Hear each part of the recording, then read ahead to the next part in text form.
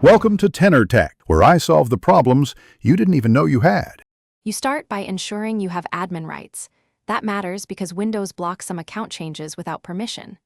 Once you're signed in, open Start and go to Settings, then Accounts. This is where Windows lists email and app accounts. Make sure Outlook is closed, and sync any unsaved messages or calendars so you don't lose data. Once done, proceed to the Email and Accounts area. This first step lets Windows show the account types and where to remove them safely. Now, navigate to Email and Accounts and scan the list for the Outlook or Microsoft account you want gone. Windows groups accounts by type. Click the account to reveal Manage or Remove options. Use Remove for personal Outlook accounts and Manage or Disconnect for work or school entries. If the account appears under Access Work or School, open that section and disconnect from there. Make sure you read any prompts about data removal, so you understand what synced items will be deleted locally versus retained in the cloud.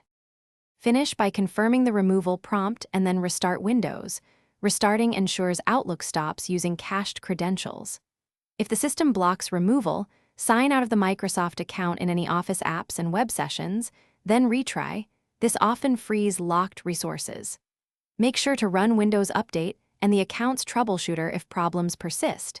These tools fix account sync and policy issues. And one key tip: if you see a work